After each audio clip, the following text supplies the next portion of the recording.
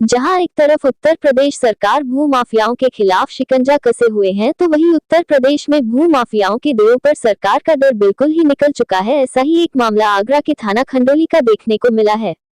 आपको बता दें कि पन्नालाल बघेल खसरा नंबर 907 नारायण 1988 में 580 वर्ग मीटर की पावर खतौनी उदयवीर सिंह बघेल के नाम की थी, जो कि रेलवे में गार्ड थे। 12 फरवरी 2012 को उदयवीर सिंह ने किरण बघेल हरपुरम कॉलोनी टुंडला को बेनामा किया था। तभी 580 वर्ग मीटर पर बाउंड्री भी बना ली गई थी और कमरा भी बना लिया गया था, जिसमें 907 में एक हिस्सा पन्नालाल ने महेंद्र सन ऑफ तेज सिंह को बेच दिया था। महेंद्र सिंह ने वहां पर प्लॉटिंग भी कर ली थी। तभी 2022 में मानवेंद्र और आकाश में तहसील कर्मी के साथ मिलकर एक गलत रजिस्ट्री को तैयार किया और उसके आधार पर इन दोनों ने अमित सिकरवार और वेद प्रकाश को वह संपत्ति 3 प्लेटों में 28 नवंबर 2022, 1 सितंबर 2022, 13 दिसंबर 2022 को भेज दी थी। आपको बता दें कि अमित सिकरवार, मानवेंद्र, ये लोग भूमाफिया हैं जो कि फार्म पर गलत तरीके से प्लॉटिंग भी कर रहे हैं। ये कहना है पीड़ित का, जो कि न्याय पाने के लिए आगरा दीवानी न्यायालय में पहुंचा था। उसका कहना था कि वह जब भी खंडौली पुलिस को इस बारे में जानकारी देती है तो पुलिस कोई भी कार्रवाई नहीं करती है, जिससे परेशान होकर उन्हें न्यायालय की शरण लेनी पड़ी है।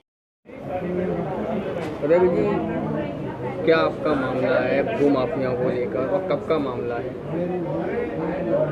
ये हमारे रिश्तेदार स्वर्गीय श्री पन्नालाल जी से सन 1988 में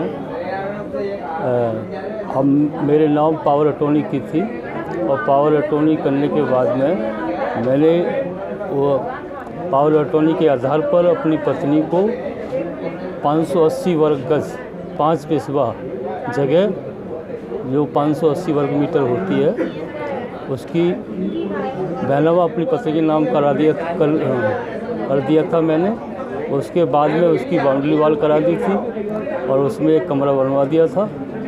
तभी से वो हमारे आज तक कब्जे में थी और जे कुछ उक्त भूमियाँ भूमाफिया Amit Sikarwar son of Rajni Sikarwar, Ved Prakash son of Ramveer Singh और मानवेंद्र सिंह व आकाश पुत्रगण स्वर्गीय मंगल सिंह ने आपस में फर्जी बैनामा कराए करके और इस पर ज़बरदस्ती गुंडागर्दी भूमाफिया के और गुंडागर्दी और बलपूर्वक मेरे प्लॉट पर कब्जा करना चाह रहे हैं, जिसकी रिपोर्ट मैंने थाने में बार बार की, लेकिन खंडोली थाने ने कोई सुनवाई नहीं की और उनसे उन्हीं का पक्ष लेते रहे।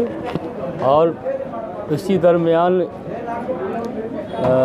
फर्जी बैनामा कराए इन्होंने और इसी दरमियान यहाँ से बिना वन साइडेड एक्स पार्टी यहाँ से इंजेक्शन लिया है, एक टेम्परेरी इंजेक्शन लिया है और उसके खिलाफ हमने कैबिनेट दाखिल की है यहाँ पर और सिविल में कोर्ट अपना दावा पेश किया है।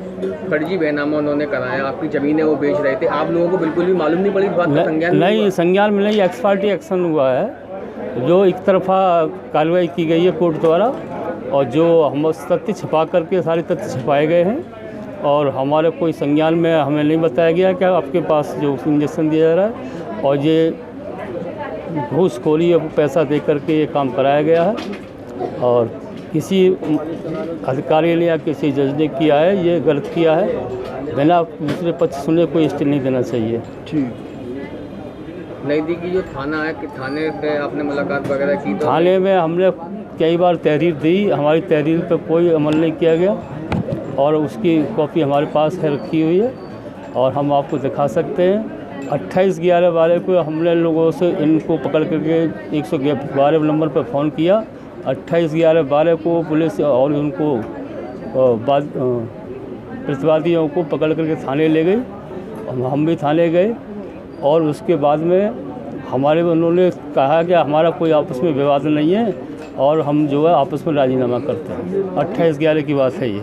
इसके बाद इन्होंने फिर वो लगातार 1 तारीख को उन्होंने बैनामा करवाया फर्जी और 13 दिसंबर को बैनामा कराया फर्जी, 1 दिसंबर को, 13 दिसंबर को और एक कराया इन्होंने 23 दिसंबर को। एक ही ज़मीन को लगातार कितने बार बेच चुके हैं वो लोग? एक ही ज़मीन में 3 बैनामा कराए हैं। उस पर एक सी हमारी ज़मीन में 3 बैनामा दिखाते हैं उसको, जबकि वो जगह अन्यत्र है वो उसको समाहित कर रहे हैं हमारे में, जबकि जगह उनकी है ही नहीं। वहाँ पर कोई शेष ज़मीन उनके बाबा पहले प्लॉटिंग में बेच चुके हैं। पीड़ित का केस लड़ रहे अधिवक्ता रमाशंकर राजपूत ने बताया कि पीड़ित ने न्यायालय में धोखाधड़ी का मुकदमा कायम करने का केस किया है और बेनामा खंडन का 355/23 सिविल न्यायालय में केस भी दर्ज किया है। थाना खंडौली का मामला सामने आया है कि भू माफियाओं के द्वारा फर्जी रजिस्ट्री कराकर जमीनों को हड़पा जा रहा है। कुछ पीड़ित लोग आपसे ही मिलने के लिए आए, न्याय की गुहार लगाने में। क्या पूरा मामला है? देखिए, ये नाराइज बहुत बड़ा मौजा है। नाराइज नंबर 1, नाराइज नंबर 2, और ये काफ़ी प्लॉटिंग वगैरह हुई थी। तो ये उदयवीर सिंह जी बघेल जो टूंडला के हैं और ये रेलवे में गार्ड थे, उस समय इन्होंने अपनी सुविधा के लिए 580 वर्ग मीटर जगह इन्होंने इसके मुख्य काश्तकार पन्नालाल बघेल से ली थी। और वो 580 वर्ग गज की 1988 में इन्होंने पावर अटॉर्नी कराई, तभी बाउंड्री करा ली, तभी कमरा बना लिया। उसके बाद फिर इन्होंने जो है अपनी पत्नी किरण देवी के नाम इसका बैनामा 2012 में कर दिया। उसके बाद इसका पार्ट हिस्सा 1 बीघा 1 बिस्वा का इसका पूरा रकबा था 907 मिंजबला, और उसमें से आंशिक हिस्सा महेंद्र सिंह नाम के एक ठाकुर को बेच दिया गया और उसने प्लॉटिंग में वो जगह बांट दी। अब ये इनकी जगह चूँकि बाउंड्री हो रही थी, कमरा हो रहा था, लोगों को लगा कि इस पर अभी कुछ मकान वगैरह नहीं बने हैं, तो 2022 में आकर के जो है मानवेंद्र सिंह और आकाश नाम के जो युवक हैं, महेंद्र सिंह के नाती यानी मंगल सिंह के बेटे, इन लोगों ने जो है तहसील कर्मियों से मिलकर के उनकी मिली भगत से जो था इसमें पाका 11 में नाम चढ़वा लिया।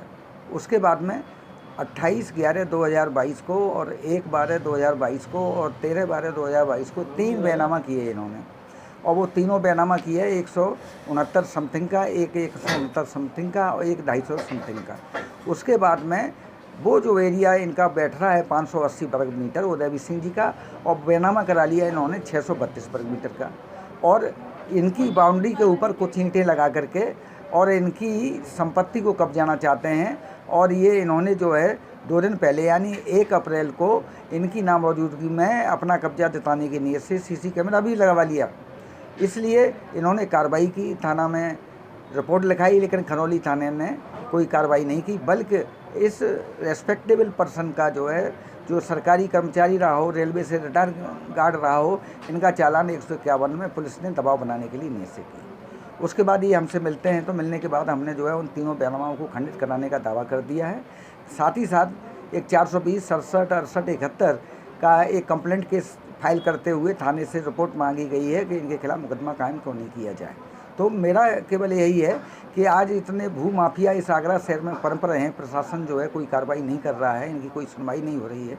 ऑनलाइन इन्होंने कई शिकायतें भी की हैं, इसलिए इनको कानून की शरण लेनी पड़ी है। और इस मामले में पुलिस प्रशासन का उत्तरदायित्व बनता है कि कोई व्यक्ति इनकी संपत्ति पर कब्जा न करे। इनका बैनामा 2012 का है, और ये बैनामा जो किए गए हैं बिना किसी टाइटल के किए गए जो 2022 में, तो ऐसे लोगों के खिलाफ जो है भू माफिया के तहत होनी चाहिए कार्रवाई, और गैंगस्टर एक्ट भी लगना चाहिए, और पुलिस प्रशासन को इनकी मदद करने के लिए आगे आना चाहिए।